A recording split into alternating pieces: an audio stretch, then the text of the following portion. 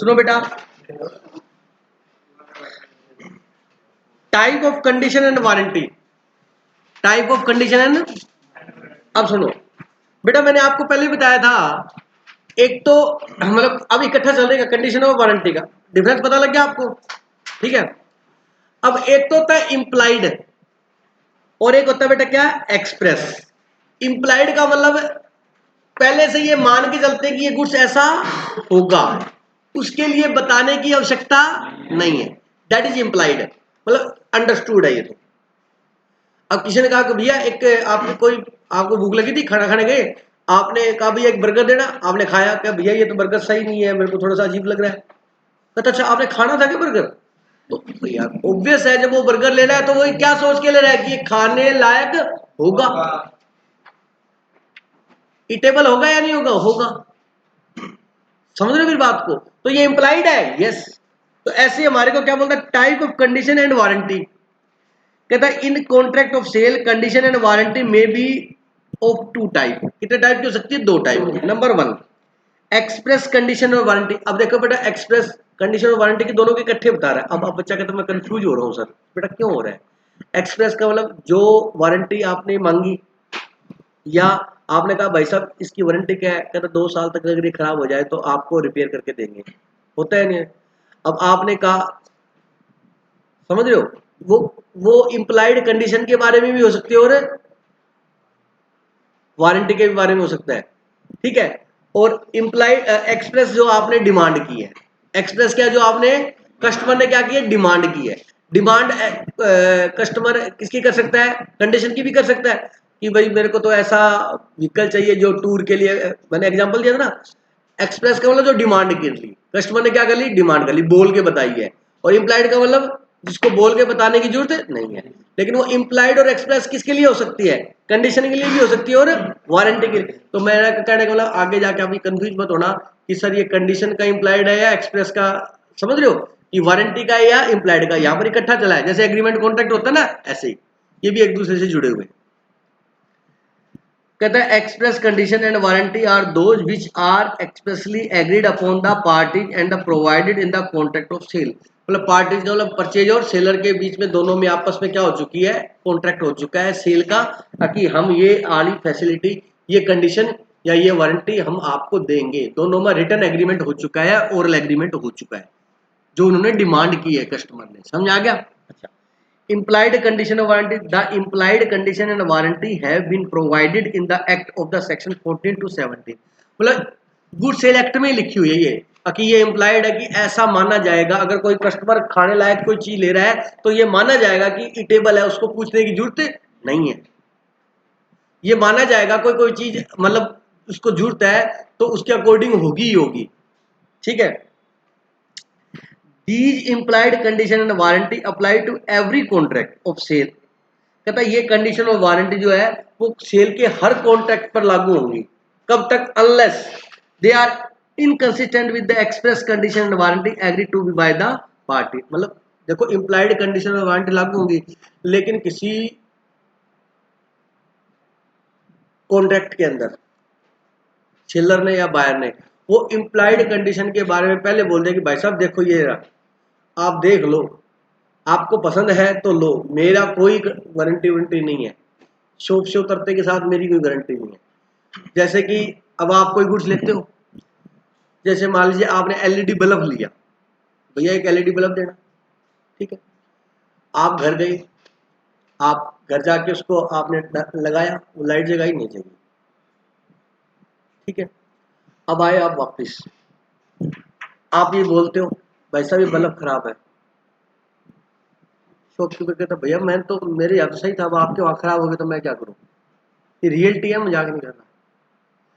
आप बहस करोगे 100% कि भैया एक बात बताओ, अब भी अभी लेके गया हूँ और मैंने घर जाके लगाया और तो मैंने कुछ किया ही नहीं, 5 मिनट जाने के 5 मिनट आने के 10 मिनट में वापस आ गया आपको लेके। वो कहता शॉपकीपर भैया हमारी दुकान से ले जाने के बाद हमारी कोई गारंटी नहीं होती। फिर वो क्या है, भैया ये चाइनीज आइटम होती है, इनकी कोई गारंटी नहीं होती। होता है नहीं है?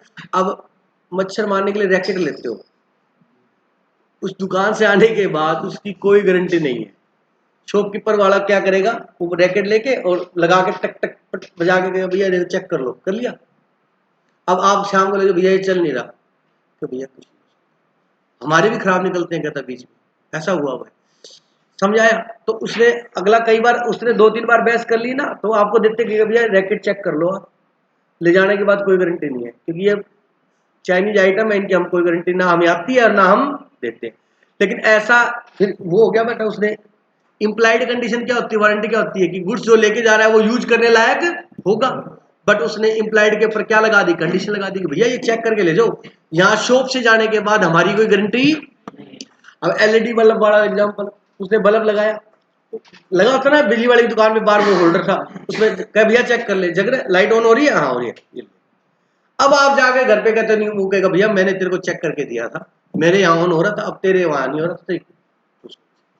तो अब देखा जाए तो ये इम्प्लाइड था कि घर जाएगा तो यूज करने लायक है, लेकिन उसने उसके ऊपर ये कंडीशन लगा दी, ये देखो ये लिखा हुआ है, कहता है इम्प्लाइड कंडीशन और वारंटी लागू होंगी, कब तक लागू होंगी, जब तक इसके कॉन्ट्रेरी उन्होंने कोई कॉन्ट्रैक्ट ना कर लिया। तो उसने कॉन्ट्रेरी कर लिया कि भैया ये ऑन करके दे रहा हूं, अगर उसके बाद यूज करने लायक नहीं है तो मेरी गारंटी या वारंटी नहीं है।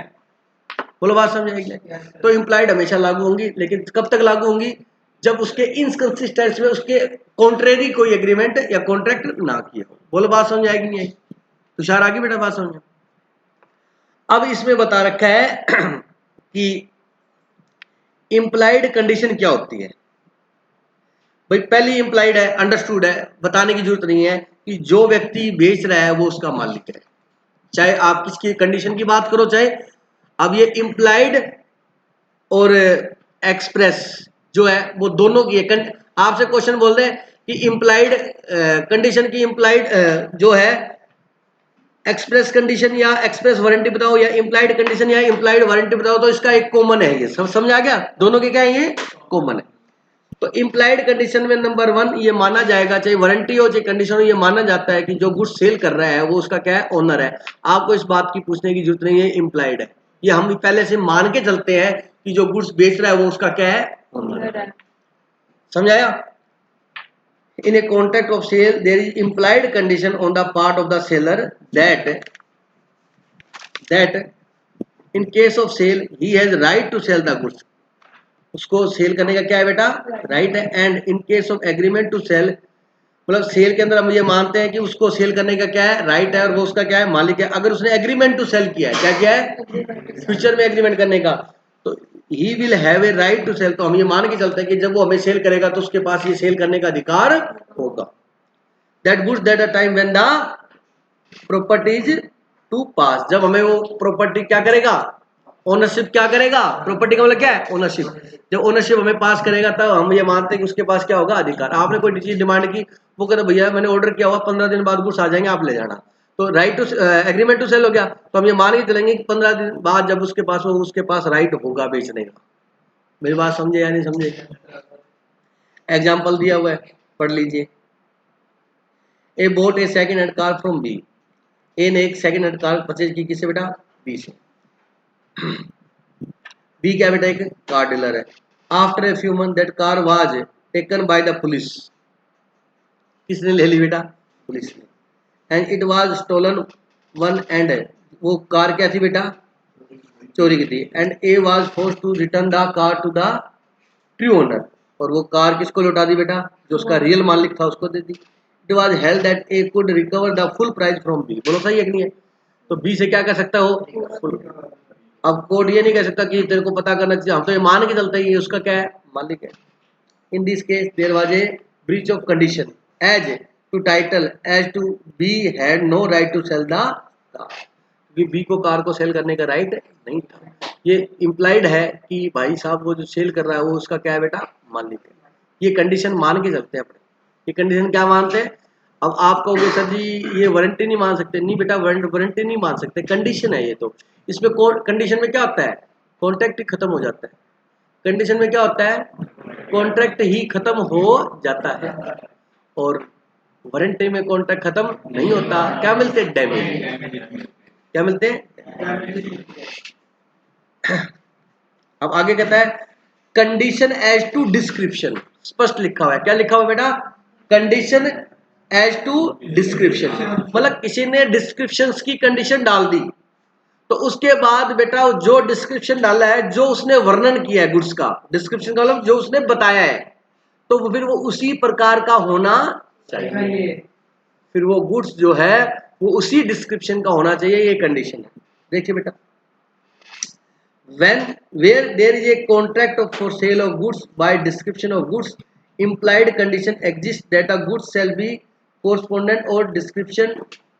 The description may include physical characteristic, class or grade, trademark, brand name, label, model, mode of packing, etc. of the goods। मतलब ये कंडीशन जो है वो आपकी किसी भी प्रकार की हो सकती है।